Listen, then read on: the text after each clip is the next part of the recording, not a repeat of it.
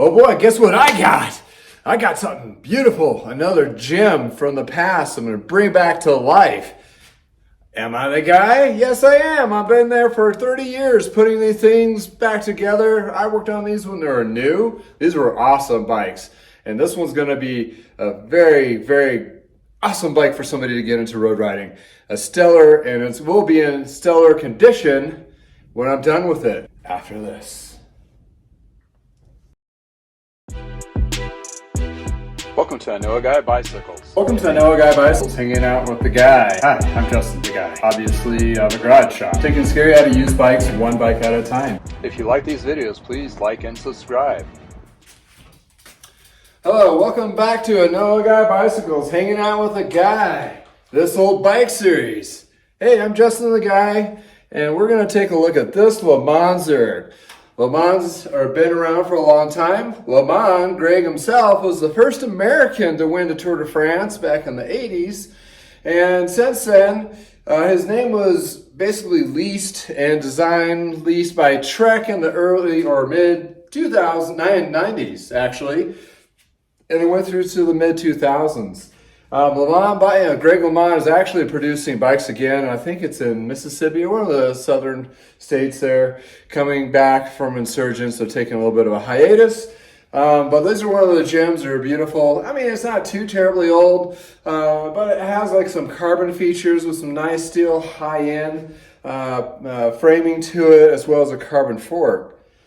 Well, these bikes here, this one has the Shimano Ultegra 9-speed with a triple, which this particular model of Shimano was a workhorse. They had them for about 4 or 5 years, and the bikes I've worked on, or quite a few of them, have this particular group set on it. And it's always amazing to me how well they perform, even after this long period of time and how much use they've had. Because they're just, they were designed really well all the time, and they still have a lot more life to give as well. So we're going to dive into this guy and talk a little about its features as I tear into it. And again, this is the unveiling, so I want to strip it down to a frame. And as I talked about before, frame and forks are the most expensive part of the bike. So if that is damaged, you're in a world of hurt when you're buying a used bike. If it's a part, that's a little bit easier, a lower lift for a cost. The wheels are probably the second most expensive, and the most expensive is the frame and fork. Because if your frame and fork is damaged, it's pretty much no bueno. So, is it gonna be refurbished, or is it gonna be recycled? Let's tear into it and figure it out. So first, what I like to do is take the wheels off. Get a little ahead of myself. And this has a different wheel set than it was on an OEM. Probably the reason being is the wheel set, there was a Bontrager set where they had issues with a pair of spoke systems, something similar to this, and they did some breakage, and which got replaced for a little bit newer. So assuming you probably rode the Bontragers for a while until these came out. This is a fun little Mavic Cerium SLs, and this has like a little carbon weave in the middle, which is kind of cute. So yeah, absolutely a nice wheel set. Hopefully they're still intact, which I believe they are. I bought this from the original owner. So he took pretty well care of it. He has a Bicycle Village sticker on it, so it's a local to Colorado company that sold it to him. And they've been known to be pretty decent. And take a look at this guy. A little dirty, of course, but you got the right guy. I'm gonna clean this all up and get it back to life with all my tips and tricks. And if you want to see more detailed videos of those, I have a whole series of them, of a couple bikes that is shown from end to end, from stripping them down to cleaning them to putting them back together. This particular series is just hanging out with me and seeing what I'm working on next. So we got this guy.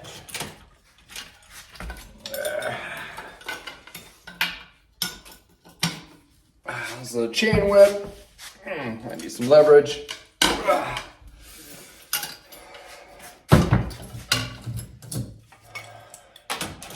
Chain ring, lock ring remover tool. Get that cassette off. And these Ceriums, they have the spacer that goes in the back side of the cassette. This converts the free hub body from a 8, 9, 10 speed to 11 speed. So if you have a wheel like this, you can switch it out to 11 speed by just removing the spacer, which is kind of a cool feature that they did. And this is a SRAM cassette, so that got changed out. Oh, I got some mice in my rear derailleur. If you're hearing squeaking like that when you're riding, that means your drivetrain is dry and it needs some lube. There's a whole bunch of videos out there and a whole different kinds of lubes out there to choose from. But yeah, that's a dead giveaway that needs to be lubed up. And when applying lubes, light and polite, and get bicycle specific lube. And that will lengthen the life of your drivetrain, like these parts, and make it shift and perform a lot better for you. So we got that. To cutting the cables, I replace the cables in the housing on most of these because that just kind of brings that shifting and braking back to life. Contaminants draw up in these housing, and these cables are kind of like, just think of it as like a saw, and the inside is kind of cuts away, and that will reduce the performance level. So when you put on new cables in housing, especially if you have a bike that has a lot of bends and turns and twists for that cable to go through, that's where that cable needs to be replaced. Triathlon bikes that has all those kind of corner bends and so forth, probably is recommended to have those replaced every season to bring that performance level back up. I know it's kind of an expensive lift. The cables themselves are not really too terribly expensive, but the labor for us guys that are professionally in the industry, it costs a pretty penny for us to tear everything apart and put it back together. So keep that in mind to do cables in the housing. And this guy, you kind of see where you got your clean, and then boom, got your dirty exposed contaminants. That's what I'm talking about. And when you can't really inspect the inside too well, so you might as well just replace it, that kind of thing. All right. Let's get into this without further ado. I really like these bikes because the spine design is kind of like very unique. I've never seen very many of these types built out there. And LeMond, I think it was like 2-3 years tops. And he had several different models.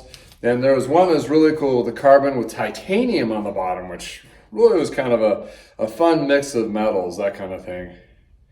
Oh boy, got it. Yep, got a dinger. So this jockey pulley on the back here, you can see that micro crack. Don't remember if I remember seeing this or not. Yeah, I think I did. I mentioned it to the owner, like, yep, that's toast. So I'll need to replace the jockey pulley. Jockey pulleys are not too terribly expensive. It's just the time consuming to get one and put it in there. And I think I have a video of switching those out. So it's not really too hard enough to do yourself. I mean, it's something you can do pretty easily. You do need a smaller Allen, so I suggest one of these Y wrenches, like a 2, 2.5, 3. And it's always good to have one of these laying around anyway to get that perfect size. And since it is a smaller Allen, sometimes those smaller Allens wear out a little faster because obviously there's not a lot of material, and you're pushing it into an area where sometimes you don't get it in there just right. And then all of a sudden you kind of rounded out that tool. So it's always good to have, a couple. I have a couple of the smaller ones. So if I did have a couple compromise, I'm not stripping out a bolt trying to get it off. So it's one of those things. There we go. There we go. That actually looks okay. Oh, whoa, that's kind of weird. All right. So this is a double derailleur. It does 2 rings. It's designed for that. And the triples have a little bit further or underhang on there. And lo and behold, this is a triple chain ring. So the shifters on these guys, newer ones and some older ones, this did 2 or 3 up front. So that was kind of nice back in the day. So it's like you can either do conversions and you have to switch out your shifter. So I'm assuming what happened, this was a double. The guy was like, I want a triple. And the guys at Bicycle Village were lazy. And they didn't basically sell him on a triple front chainring. The rear derailleur's right. As the long, you can't get away with a double sometimes with front, but the rear, you definitely can't because the long cage, this is the cage here, that will prevent you from putting on you have to, a double is a shorter one, as a triple is a longer to pick up that chain slack for having 3 chain rings. So I'll have to go and search for a triple front derailleur, which I hope I have somewhere. Probably do, that kind of thing. So find these kind of little mysteries on all these little old bikes, right? Kind of tells the story, which is kind of cool. And you gotta know what, they were probably either didn't have it available or didn't know. It could be a very easy oversight, let's just put it that way. Hopefully, that didn't really, the guy's still riding, he really enjoys riding, he's upgraded to another model, so I don't think it deterred him from riding, but I'm sure it didn't shift smooth. And honestly, he probably didn't use that small chain ring very often anyway. Those small chain rings, you only use about 2% at a time. If you're in an area that's pretty flat, or flatter versus like Colorado where we have the Rockies. If you're doing like the triple bypass or the Red Rockies and that kind of thing, a triple is definitely something might be good to have. But if for general recreational riding, a more not aggressive paths and so forth, the triple is really not that necessary. But it is nice to have that bailout gear when it's really super windy, bad headwind, or a bad day, or all 3 at the same time. That could all make the difference of an enjoyable ride or not so enjoyable ride. So, that was a mistake. We'll get that off in a second. And these particular cranksets, they have like self-extracting. They're called a spline system. Not the same as the spine system of the frame, but they're designed to self-extract once released. This one's kind of tight. The only reason I gotta take this off, well, first I want to clean it. Second,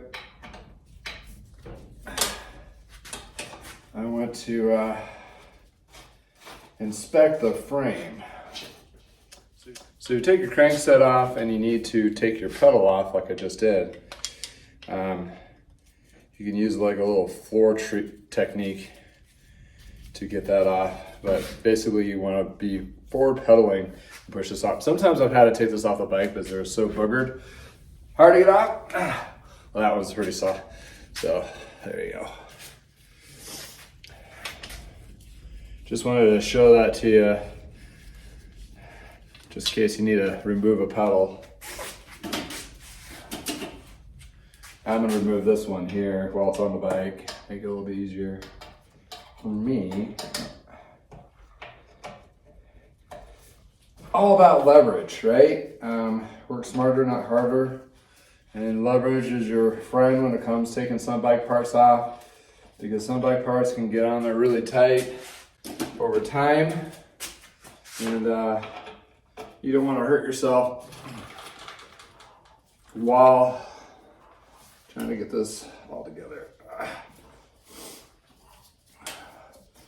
Little computer mount, who knows what that was. I don't need that anymore. And crank there. All right, well, let's get into the unveiling part. Get these cages out of the way. And this one has both cages on it. So, a quick glance, like, oh, the cages are probably still good. Oh, wait, what's going on here? That one doesn't want to come off. But if these cage mounts are compromised, it's not a lot of material. And it could be a problematic situation if these don't come off. This guy Replaced it with some different size screws. Which is okay, but it makes you question. Where's the originals? And these seem really short.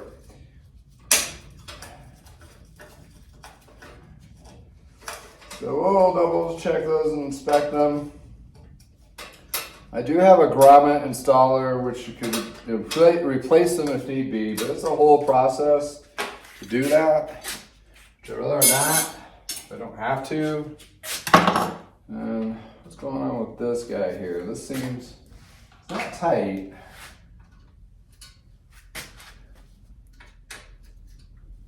Huh. Can't seem to get my Allen in there. It's like something's in there. It's all kind of boogered up. Well,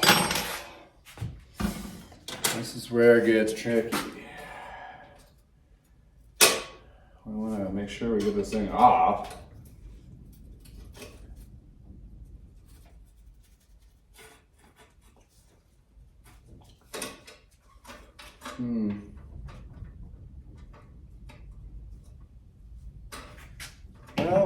Well. Do a little, you just got some gunk in there. The tool doesn't get in there. I just don't see the sides of the Allen anymore. Seems kind of gone.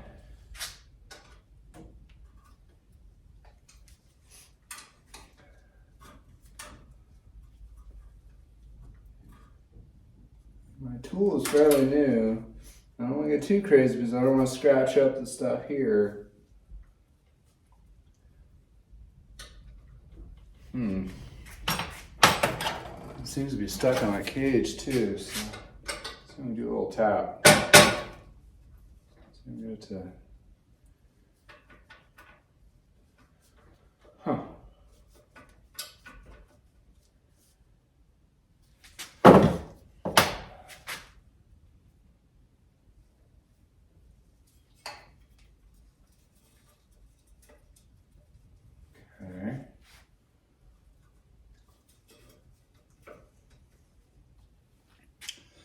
So my question is, how am I going to get that off?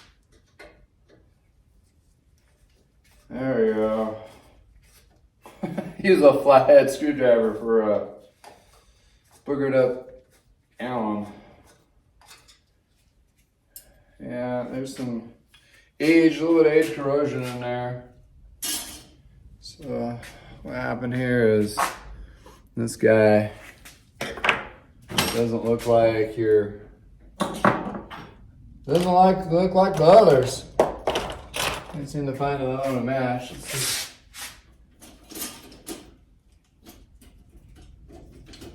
Yeah, here we go. Oh, get back in here, little bugger.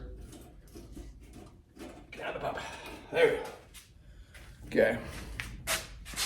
So this one here is all boogered up and you don't have the flat sides that you'd see in that to take it off. So this is toast. This is still good. I'll find a match to replace that. All right, unveiling time. Let's clean this up. Ooh, that was a little sidebar. I got a couple little scary moments there. Drama. All right. Sorry, I didn't really plan for that. So let's, we're okay so far. Yeah, to get this other side off, I'm gonna put a little bit of lube on the barrel adjuster mount. Let's sit there for a second and use a tire lever to pop it off because the nylon is safe on the frame, or safer. So, all right, let's take a look here and wipe off this dirt where that hides all the scary stuff. So it looks like a little bit of steel was exposed. Chain probably dropped in there. Need a little clean that up. A little bit of degreaser and polishes. Got a little scarring back here where the chain rubbed up against the, but not too damaging. All right, so I do 1, 2. So this is the chain stay. Inspect that first. Seat stay with the brake arch. And inspect that. Other one to just come right back down. A little bit of paint chip on this backside, but nothing too serious. And this other chain stay seems to be okay. Always inspect underneath because that's where the scary stuff hides. So carbon looks all intact through here, which is good. I wonder if they stamped this one with the size. I don't know the size on this one without measuring it. So I'm wondering if they have a little size stamper on there. Doesn't look like it. Sometimes they'll mark it right here. Some of these guys have the specs on the bottom, but like size and model number, that kind of thing. And this one, they're made out of more of a paper sticker, so those burgers usually get worn off. All right, so this poor decal, seen a little better days, but it's not terrible. All right, now let's look at this down tube. Now this guy had some garage wear. I don't necessarily think it was crashes or bike rack issues. Some of these are like scraped off. You can find a place, I think in England I found one that actually has decal kits for these guys still. They have like the decals, you can replace them. All right. Checking my head tube. I've had frames crack underneath here too. That's something to look out for. And these are riveted into the carbon, the cable guides. So you want to make sure those are intact and not compromised. And my rag is not catching on anything.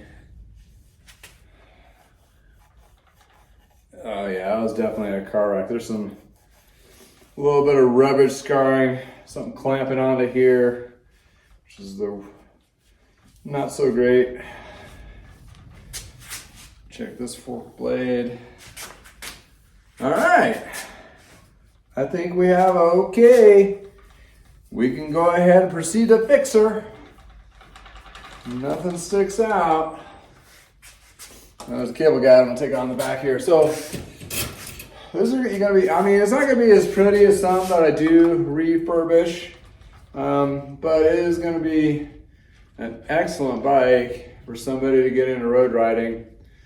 I have one here that in the back I'm stripping the paint off of, and because it had rust, so it's a steel frame underneath. So I'm almost done cleaning all the rust off and prepping it to be painted.